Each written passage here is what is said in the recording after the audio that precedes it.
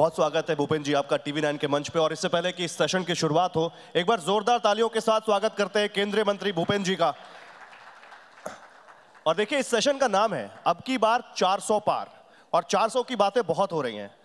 भूपेंद्र जी उस पर आऊंगा और तफसील से उस पर बात करूंगा, लेकिन भूपेंद्र जी पहले आपके बारे में बात। बीजेपी में कहा जाता है कि जहां कहीं मामला फंसा हो, जहां कहीं गोटी फंसी हो, भूपेंद्र यादव जी को भेज दो। बिहार हो, झारखंड हो, महाराष्ट्र हो, राजस्थान हो, या इस बार एमपी का उदाहरण ले लें, क्या चक्कर चलाते हैं भूपेंद्र यादव ऐसा कि फिर वो जो फंसा हुआ मामला होता है वो सुलझ जाता है? नहीं, ऐसा नहीं है। हमारी पार्टी कार्यकर्ता आधारित पार्टी है। पार्टी के सभी कार्यकर्ता और नेता पूरी मेहनत करते हैं। नहीं है, पार्टी सामूहिक नेतृत्व के आधार पर काम करती है, और ये जो पार्टी का विस्तार हो रहा है हमारे नेतृत्व के कारण हो रहा है, और लगातार कार्यकर्ताओं के अथक परिश्रम के कारण हो रहे हैं। पिछले 10 सालों में प्रधानमंत्री जी ने जो देश का नेतृत्व किया है और भारत की छवि जो दुनिया में उभरी है, उसके कारण समस्याओं का समाधान होता है। हम तो माध्यम। क्या बात है। लेकिन जैसे अभी आप देख लीजिए, अभी जब एमपी में आपको इतनी भारी जीत मिली, उसके बाद बीजेपी के कार्यकर्ताओं ने कहा कि मोदी के नाम पर वोट पड़ा। शिवराज सिंह चौहान ने लाडली बहना के कांटे निकाल दिए। आप तो बहुत कुछ देख रहे होंगे, बहुत करीब से आप उस इलेक्शन को देख रहे थे। आप इसका श्रेय किसको देंगे? इस पूरे चुनाव में हमने जो कैंपेन का थीम दिया था वो एमपी के मन में मोदी था। और पिछले लंबे समय से जो भारतीय जनता पार्टी का राज मध्य प्रदेश में रहा है, उसमें लोगों ने कृषि क्षेत्र में सिंचाई सुविधा का विकास, इंफ्रास्ट्रक्चर का विकास, वहाँ के सांस्कृतिक स्थानों का विकास, ये बहुत अच्छे तरीके से देखा है। अगर आप देखेंगे कि हिंदुस्तान में सबसे साफ शहर कौन सा है तो इंदौर आएगा, भोपाल आएगा। अगर आप देखेंगे हिंदुस्तान में सबसे ज़्यादा पर्यावरण कहाँ बचा है तो एमपी के टाइगर्स के मामले में सबसे आगे है। इंडस्ट्रियल ग्रोथ में उस स्टेट की स्थिति अच्छी है, और सड़कों के मामले में स्थिति अच्छी है, ग्रामीण विकास में स्थिति अच्छी है, महिलाओं के सेल्फ एम्पावरमेंट में स्थिति अच्छी है। तो ये जो पूरा चुनाव था एमपी के मन में मोदी थीम को लेकर के जो लड़ा गया था, इसको प्रदेश की जनता ने आशीर्वाद दिया, और यही जीत का कारण था। तो मोदी के नाम पे जीत मिली आपको? हाँ, निश्चित रूप से। चलिए थोड़ा कांग्रेस पर आते हैं। आपने एमपी के बारे में बात की। एमपी के ही मुख्यमंत्री रह चुके हैं, एमपी से ही आते हैं, सीनियर लीडर है कांग्रेस के। हम कह रहे हैं अब की बार 400 पार का जो आप टारगेट दे रहे हैं, वो तो कह रहे हैं कि 300, 400, 500 कुछ भी कर लो जब ईवीएम अपनी है। तो वो ईवीएम पर निशाना साध रहे हैं और कह रहे हैं कि ईवीएम से छेड़छाड़ हुई है, हमें मौका दिया जाए तो हम प्रूव कर देंगे। और उनको डर है कि जो 400 का टारगेट है इसीलिए है कि ईवीएम से छेड़छाड़ हो सकती है 2024 में। तेलंगाना में क्या हुआ? उनकी कैसे सरकार बनी? हिमाचल में उनकी कैसे सरकार बनी? वहां तो बीजेपी सत्ता के अंदर थी, वहां पे क्या हुआ? और अभी बनी है। तो ये हार है तो ईवीएम है, ये कोई तर्क नहीं है। जब कोई आदमी चुनाव हार जाता है तो उसके सारे तर्क खत्म हो जाते हैं। और कांग्रेस तो आज पूरी तरीके से दिशाहीन है। कांग्रेस समाजवाद की ओर जा रही है या पूंजीवाद की ओर जा रही है? कांग्रेस धर्मनिरपेक्षता की ओर जा रही है या कहाँ जा रही है? तो कांग्रेस को नहीं पता है। वो तो सड़क पर है, सड़क पर भी अपनी दिशा तय नहीं कर पा रहे। उत्तर जाएंगे, दक्षिण जाएंगे, पूर्व जाएंगे, पश्चिम जाएंगे। तो जो पार्टी दिशाहीन है तो उसकी बातों में कौन सी आपको लॉजिक नजर आ रहा है? राहुल गांधी भी सड़क पर हैं, भारत जोड़ो न्याय यात्रा निकाल रहे हैं और पूरे देश में कांग्रेस के प्रति और इंडिया के प्रति माहौल बनाने की कोशिश कर रहे हैं। तो उनको स्वागत करना चाहिए। जब 370 समाप्त हुई और भारत जोड़ने का बड़ा काम 70 साल बाद हुआ तो कांग्रेस को स्वागत करना चाहिए था। वो क्यों नहीं कर रहे? भारत जोड़ने का सबसे बड़ा काम तो यही था कि 370 समाप्त करी। ये काम तो भारतीय जनता पार्टी कर रही है, कांग्रेस कहाँ कर रही है? नहीं, लेकिन हम जब बात कर रहे हैं सड़क पर, तो सड़क पर कांग्रेस पार्टी एक और यात्रा निकालने जा रही है और वो है राम यात्रा। और वो ये कह रहे हैं कि राम मंदिर तो बन गया, राम भक्तों का क्या होगा? राम भक्तों का कुछ नहीं हुआ, इसलिए राम भक्तों के लिए हम यात्रा निकालेंगे। कौन से राम भगत? जिन्होंने आडवाणी जी ने जब छद्म सेकुलरिज्म की बात उठाई थी तो विरोध किया था। कौन से राम भगत जिन्होंने मंदिर का विरोध किया था? और कांग्रेस वो राम भगत है जिन्होंने सुप्रीम कोर्ट में एफिडेविट फाइल किया था कि राम का अस्तित्व ही नहीं है। तो अभी तो इनकी भक्ति भी नकली है। तो नकली यात्राओं से देश का कुछ नहीं होने वाला है। देश विकसित भारत की यात्रा पे चल रहा है और वही भारत की 2047 की यात्रा है। प्रधानमंत्री थर्ड टर्म की बात करते हैं, प्रधानमंत्री ने फोर्थ टर्म की भी बात की। मैं ये कह रहा हूं, आज अभी इसी मंच पर जहां आप बैठे हैं, राज्यसभा में कांग्रेस के उप नेता प्रमोद तिवारी जी यहां पर थे, बड़े सीनियर लीडर हैं। जब उनसे पूछा गया राम मंदिर के बारे में, तो उन्होंने कहा कि मैं ब्राह्मण हूं, मैं हिंदू हूं, मैं राम भक्त हूं, लेकिन राम का व्यापारी नहीं हूं। वो बीजेपी को राम का व्यापारी कह के गए। किस आधार पे व्यापारी कह रहे हैं? लॉजिक तो पूछते हैं। मैं तो कोई अपनी जाति नहीं बताता, मैं तो कोई क्लेम और दावे नहीं करता, लेकिन किस आधार पे कह रहे हैं? आप बताओ, उनके कोई आधार बताओ, मैं आपका जवाब दे दूंगा। बताइए। कुछ तो आधार होगा जब वो कह के पूछो ना, बताओ ना, मुझे 3-4 तर्क बताओ, मैं उसका उत्तर देता हूं आपको। उनका कहने का शायद ये मतलब था कि चुनाव में आप लोगों को राम मंदिर का या फायदा होगा। नहीं तो भारतीय जनता पार्टी ने 89 में पालमपुर अधिवेशन में जब अपना प्रस्ताव पास किया था तो कांग्रेस क्या कर रही थी? समस्या जो है पिछले 450 साल थी, उसका एक लॉजिकल कंक्लूजन निकाला तो कांग्रेस क्या कर रही थी? और आज अगर राम राज्य की अवधारणा को लेकर के बीजेपी गरीब कल्याणकारी राज्य कर रही है तो कांग्रेस को क्यों दिक्कत हो रही है? इस देश के हर पॉजिटिव स्टेप का कांग्रेस ने विरोध किया। जीएसटी को लेकर के आए तो संयुक्त संसद के अधिवेशन का बहिष्कार कांग्रेस ने किया। जब नया संसद भवन बना तो उसका बहिष्कार कांग्रेस ने किया। वहां पर भारत की संस्कृति के आधार पर सेंगोल की स्थापना हुई तो विरोध कांग्रेस ने किया। देश में दलित राष्ट्रपति बने तो विरोध कांग्रेस करती है। देश में आदिवासी राष्ट्रपति बने तो विरोध कांग्रेस करती है। तो कांग्रेस इवन 370 भी समाप्त होती है तो विरोध कांग्रेस करती है। तो कांग्रेस समर्थन किस चीज का करती है? आप पूछो उनसे। कांग्रेस एक ही बात का समर्थन करती है कि एक ही परिवार सत्ता में रहे और उसी की गुलामी पूरा देश करे। यही कांग्रेस का एजेंडा, और कांग्रेस का कोई एजेंडा नहीं। कांग्रेस एक और सवाल पूछती है आपसे, और क्योंकि आपसे अप्रोप्रिएट कोई नहीं हो सकता, कांग्रेस कहती है मोदी सरकार ने या बीजेपी ने हर साल 2 करोड़ नौकरियां देने का वादा किया था। आप क्योंकि केंद्रीय श्रम एवं रोजगार मंत्री हैं, आज आप क्लियर कर दीजिए पिछले 10 सालों में कितनी नौकरियां देश में दी गई, क्योंकि वो कहते हैं कि ये वादा पूरा नहीं हुआ। 10 साल के हिसाब से 20 करोड़ लोगों को नौकरियां मिल जानी चाहिए थी। स्वरोजगार के क्षेत्र में देश सबसे आगे बढ़ा है। भारत जो कांग्रेस के आने से पहले दुनिया की 5 डगमगाती अर्थव्यवस्था में था, आज विश्व की 5 सबसे बड़ी अर्थव्यवस्थाओं में है। ईपीएफओ के आंकड़े उठा के देखिए, नौकरियां लगातार निजी क्षेत्र में बढ़ रही है। प्रधानमंत्री जी हर महीने 1 लाख लोगों को सरकारी नौकरी दे रहे हैं। राज्य सरकारों की नौकरियां अलग दी जा रही हैं। अकेले हमारे मंत्रालय ने ई श्रम का रजिस्ट्रेशन किया। 400 से ज्यादा ऑक्यूपेशन के 29 करोड़ लोगों ने अपना रजिस्ट्रेशन कराया। पीएलएफएस के पीरियोडिक लेबर फोर्स सर्वे के जो आंकड़े आ रहे हैं वो नौकरी को बढ़ता हुआ दिखा रहे हैं।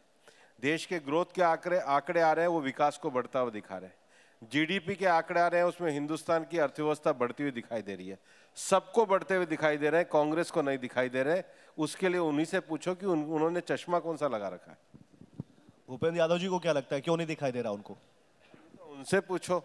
देश आज विकास के रास्ते पे आगे बढ़ रहा है और इसीलिए देश आने वाले चुनाव के लिए कह रहा है फिर एक बार मोदी सरकार, फिर एक बार मोदी सरकार, और अब की बार 400 पार। ये बड़ा इंटरेस्टिंग है। आप लोगों ने 370 बीजेपी के लिए 370 प्लस और एनडीए के लिए 400 प्लस का टारगेट रखा है। आप 350 भी रख सकते थे, आप 380 भी रख सकते थे। 370 और 400 ही स्पेसिफिक क्यों? हमारे नेतृत्व ने कार्यकर्ताओं को एक लक्ष्य दिया और आपने देखा था जब 2014 में हम चुनाव के लिए आए थे तो कोई नहीं मानता था कि बीजेपी पूरी 282 सीटें लेकर के आएगी। जितना वोट प्रतिशत हम 2014 में लेकर के आए उससे ज्यादा वोट प्रतिशत हम 2019 में लेकर के आए।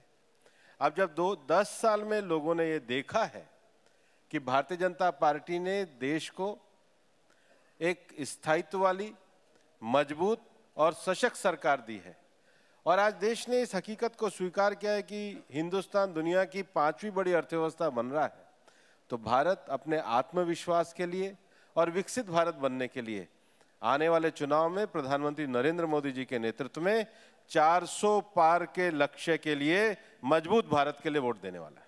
नहीं, कुछ लोग कह रहे हैं इसका 370 का कनेक्शन धारा 370 से है। तो बुरा क्या है? मतलब है, बुरा क्या है? अच्छा है। मैं बुरा नहीं बोल रहा, मैं पूछ रहा हूं है कनेक्शन। कोई भी लक्ष्य दे और अच्छी बात है, देश को गर्व है कि 370 समाप्त हुई, इसमें क्या बुरा है? अच्छा ठीक है, अभी मैंने देखा आप केरल के दौरे पर थे, आप वायनाड गए। अब भूपेंद्र यादव जी तो चाणक्य हैं, इलेक्शन की स्ट्रैटेजी बनाने में बड़े माहिर हैं, तो क्या राहुल गांधी के लिए अब अमेठी के बाद वायनाड में भी खतरे की घंटी बज गई है क्या?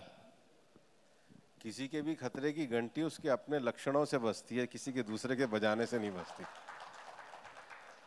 और देखो, हिंदुस्तान में वाइल्ड लाइफ को बचाने के लिए हम लोग पूरे तरीके से प्रतिबद्ध हैं, और ये जो पूरा क्षेत्र है जिसमें कर्नाटक का बांदीपुर बीआरटी का जो वन्य क्षेत्र है, केरल का वायनाड का है, और तमिलनाडु का मदुमलई है, ये सारा जो वाइल्ड लाइफ एरिया है, इसमें जो वाइल्ड लाइफ का जो मूवमेंट है उसकी ज़मीनी परिस्थिति को जानने के लिए, और वहाँ अभी हाल ही में जो घटनाएं हुई थी उसके लिए एआई का उपयोग करके वन्य जीवों से लोगों के जीवन की रक्षा के लिए, और इन सब की चीज़ों को जानने के लिए गया था। लेकिन मैं आज आपके सामने एक चीज़ शेयर करना चाहता।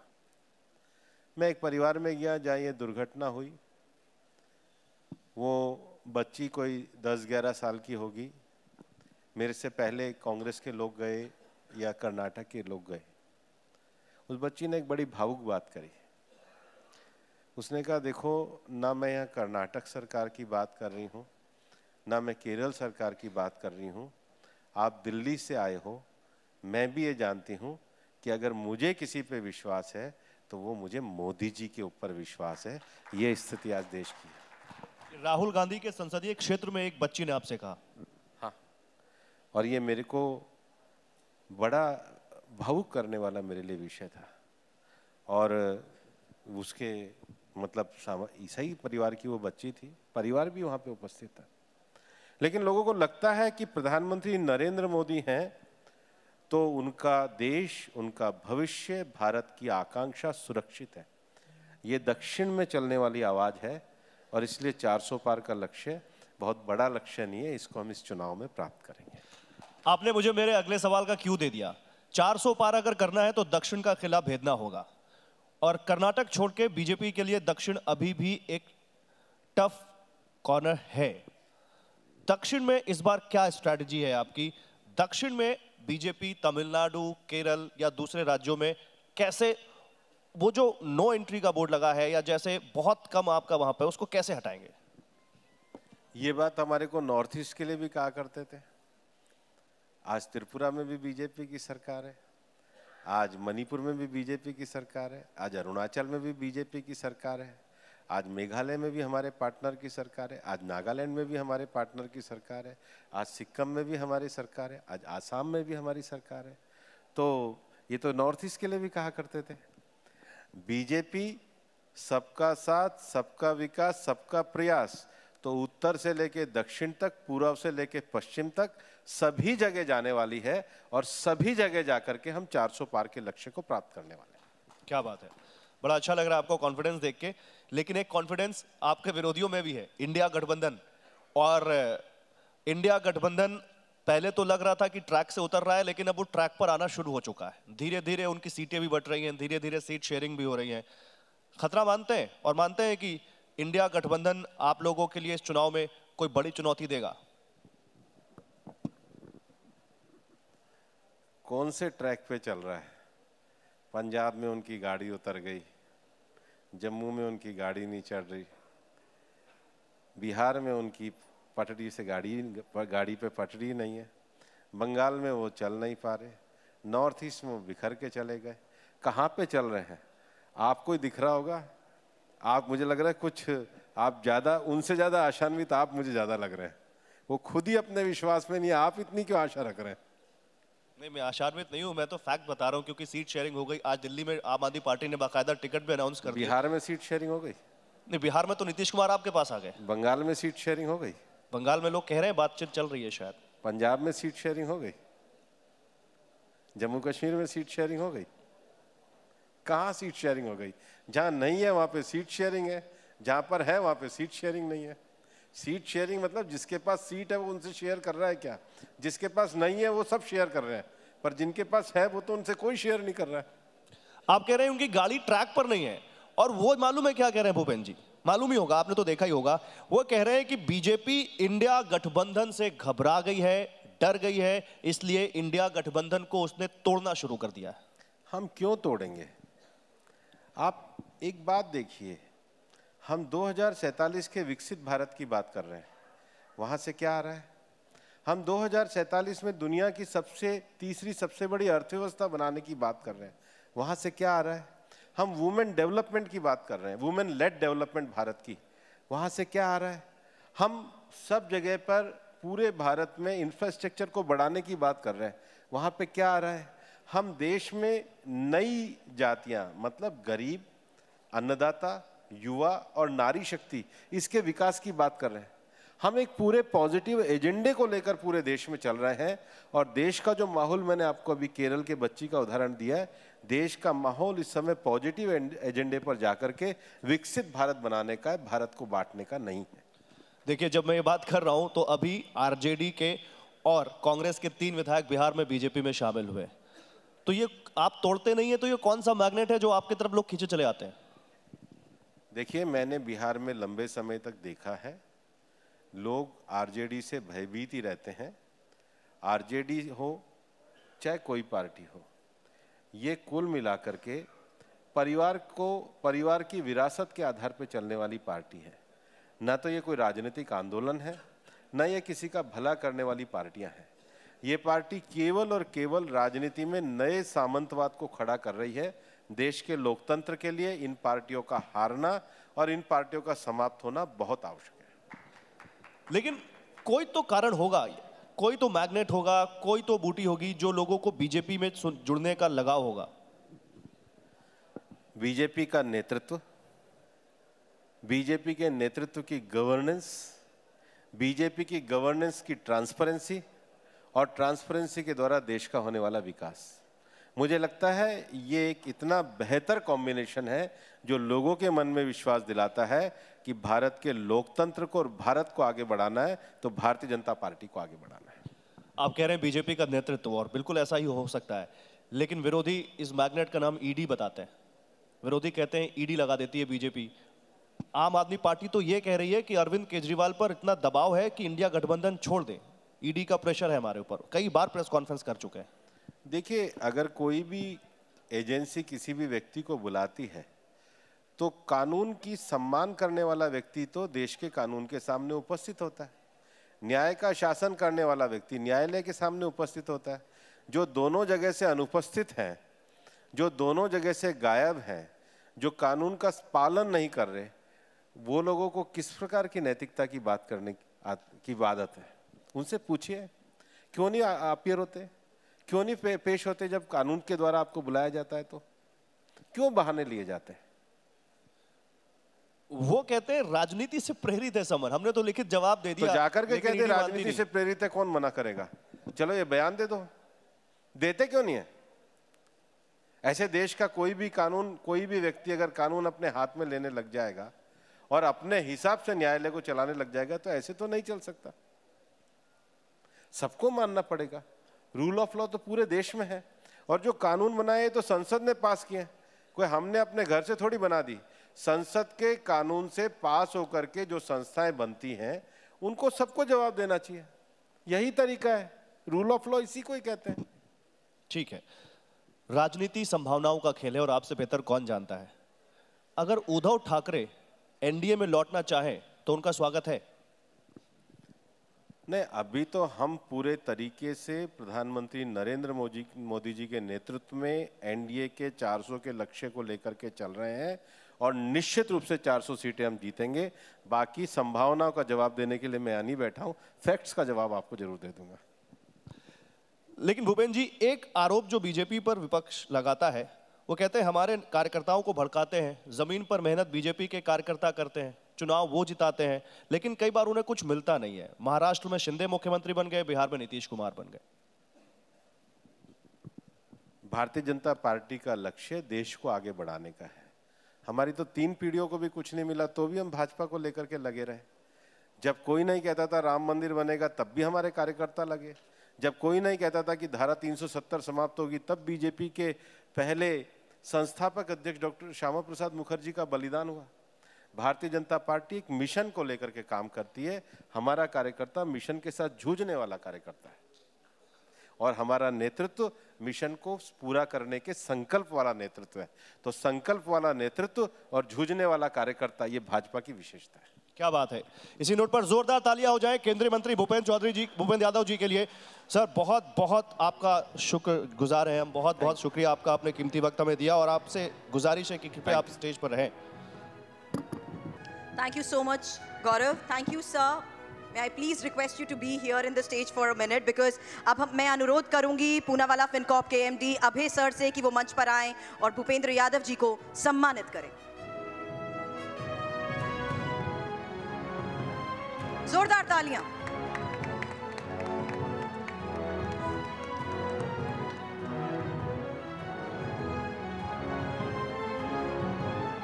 मंच पर हमारे एमडी और सीईओ वरुण दास को भी आप देख रहे हैं। जोरदार तालियां।